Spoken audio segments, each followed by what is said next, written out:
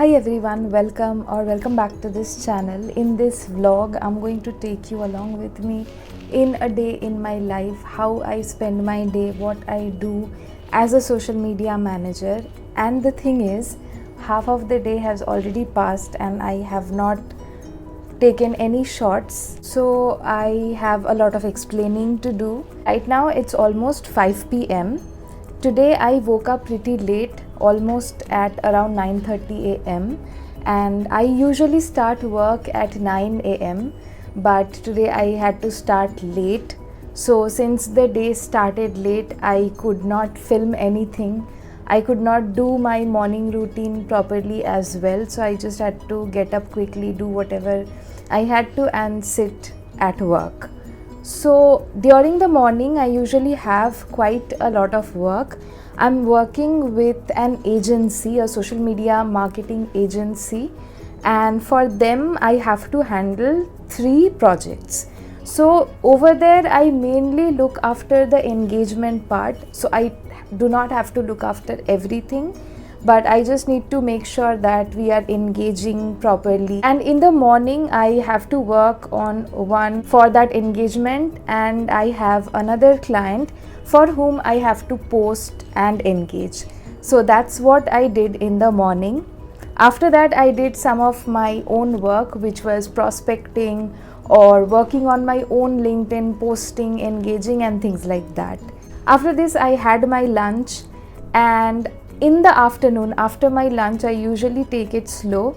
Again I have another project from that agency where I need to post and engage. So I usually do that at any time between 2 to 4 p.m. The timing is quite flexible.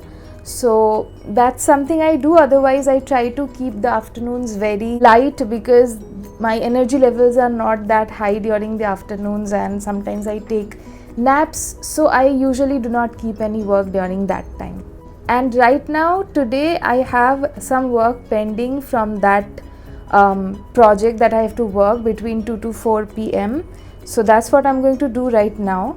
And after that at 6 p.m. I have to post and engage for another client, and then at 7 p.m. I have to again engage for a client from that agency.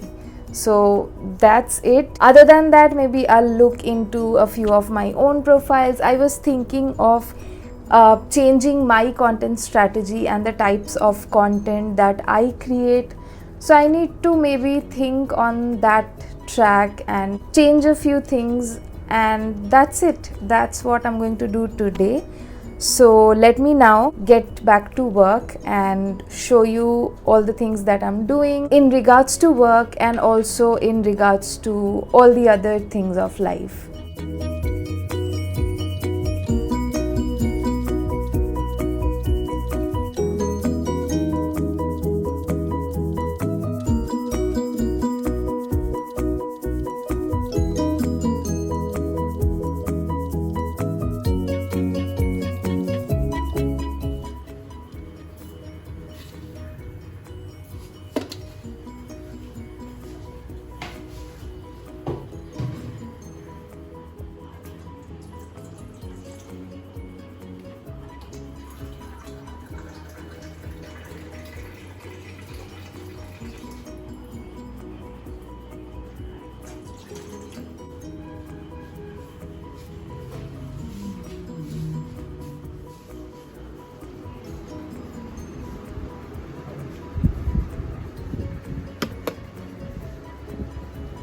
So right now it's 6:45. I'm almost done. I have some work left. I think it will take another half an hour and I'll be done.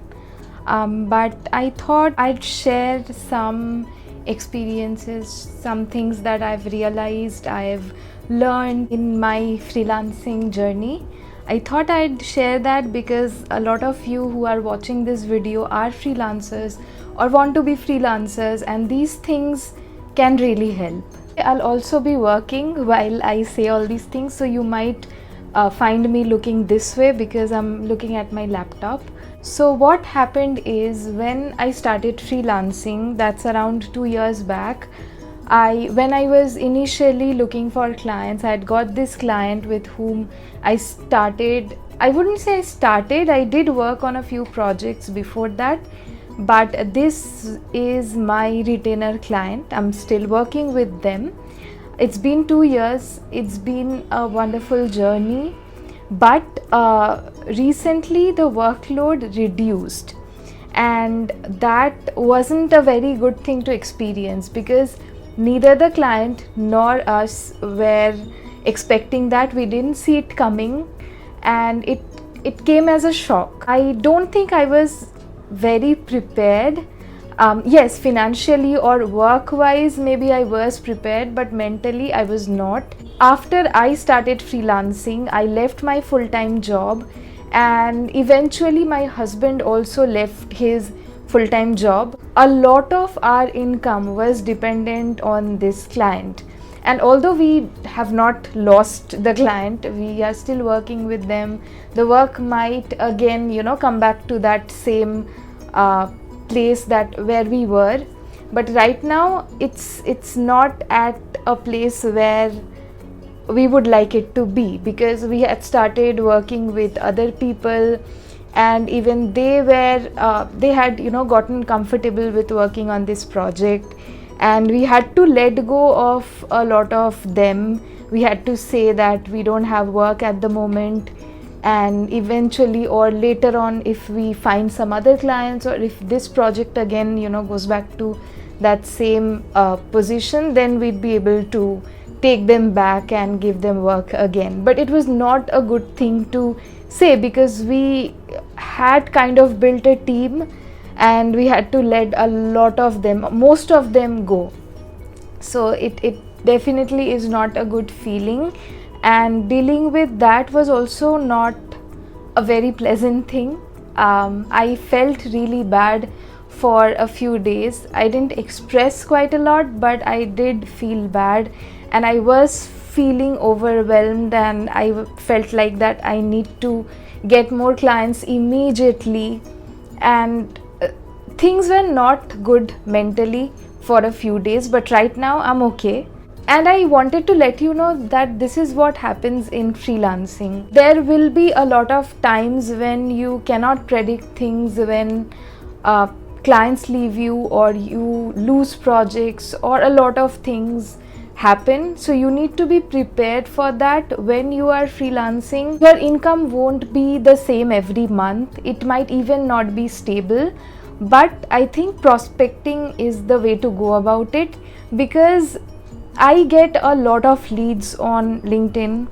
A lot of people I reach out to also get back to me, but finding those ideal clients or finding those projects that align with you is not easy. So you need to keep prospecting even when you have a lot of work, even when you are booked out, because you never know what happens. So that's the best way to go about it. Yes, I always prospect, I keep doing that.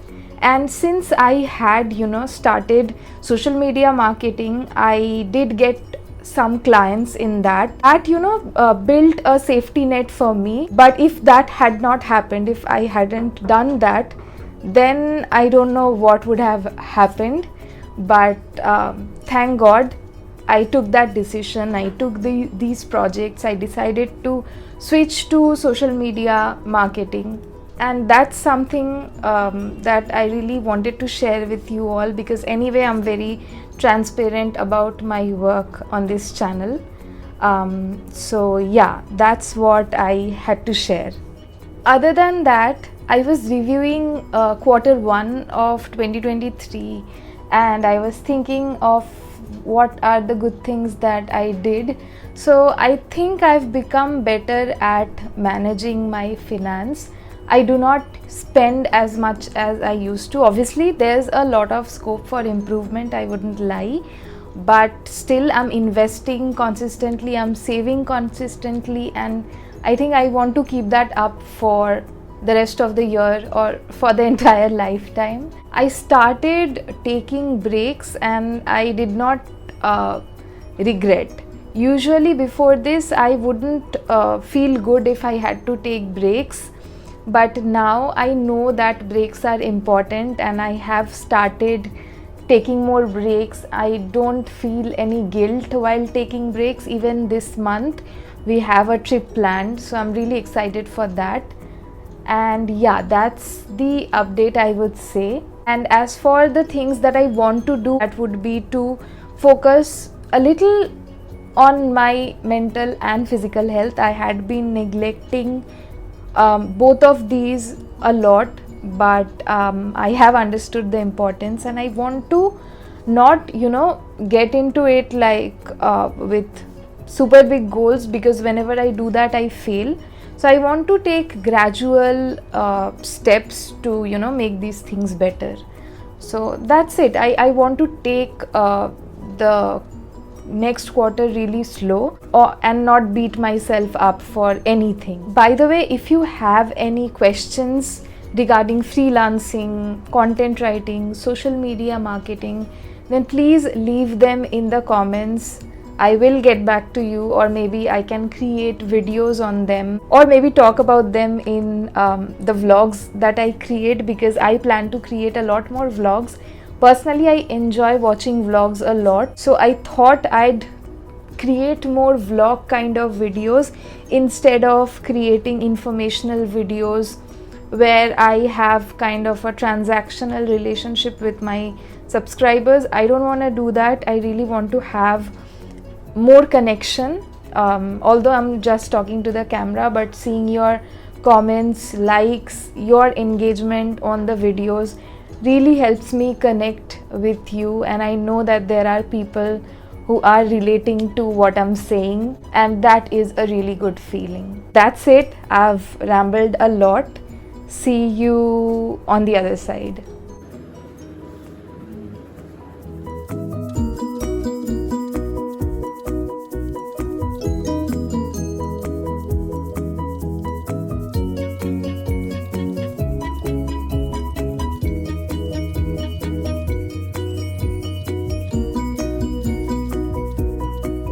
So I finished my dinner. If you are wondering, I have my dinner at around 8:30 p.m. Currently it's 9:15 p.m. I have my dinner while watching TV. After that I call up my mom and talk to her if I'm not at my place. I was really missing spending some time on any of my hobbies, and one of my favorite thing to do is to read books. This is my Kindle. I have a lot of books at my home, but most of them are non-fiction books. And there was this time during the time when I started freelancing. Before that I was reading a lot of fiction books, but when I started freelancing my focus shifted to non-fiction books, and my husband also influenced me. And at that time I felt that reading fiction is not something that is very productive, but at the end of the day, right now or these days, I'm really craving good fiction books. But also I'm in a reading slump, I guess, because I'm not feeling like reading something where I want to get invested a lot. So yesterday I bought this book called The Perfect Murder by Ruskin Bond. It's actually a compilation of some murder stories. So this book has, I think, 1, 2, 3, 4, 5, 6, 7, 8 stories, and I finished the first one, which is called The Perfect Murder by Stacey Aumonier. I don't think I'm pronouncing it right, but yeah, I finished reading it yesterday. It was an okay story. The last part of the story had a good twist, but obviously it's not one of the best murder mysteries I've read. My favorite ones have to be those written by Agatha Christie and Arthur Conan Doyle. I'm taking it slow. I'm reading one story every day, and once I finish this one, I'm sure I'll be out of my reading slump, and then I can go into a book where I can really invest myself. Also, since I have so many books at my place which I have not read, most of them are non-fiction books. In fact, I was reading this one, Buying this one also has a story behind it. So on Twitter, if you use Twitter, or those of you who have used Twitter know that there are these Twitter spaces.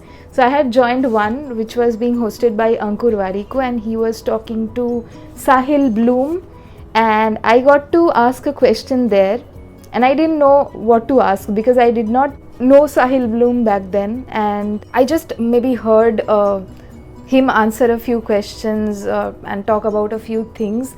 So I asked him if he has any book recommendation for, I guess, freelancers or something like that, and he recommended this book.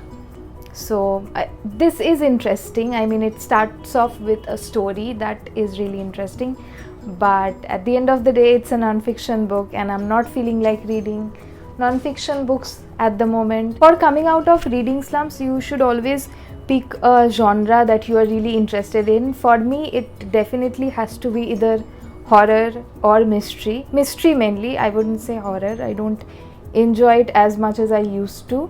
But I remember I had a big reading slump, and back then I read The Silent Patient and I loved it. It took me out of the slump, and I so enjoyed reading that book. It is definitely one of my favorite books. I don't know what I thought of it back then, but right now I remember if I remember a story, then that means it has to be one of my favorite books, because otherwise I would just forget it.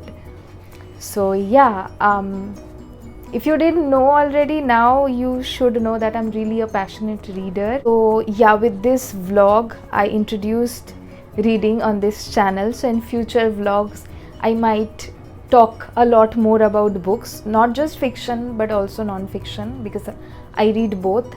So keep an eye out for that. If you are a reader like me, then you might enjoy watching those vlogs as well. Also, if you have any book recommendations for me, put it in the comments, because right now I'm looking for more books to read. That's it for this vlog. This is how I'm spending my day as social media manager. This is how most weekdays look. On weekends it's a little different, although I work on Saturdays so that I have lighter days on weekdays. And I'll see you in the next one.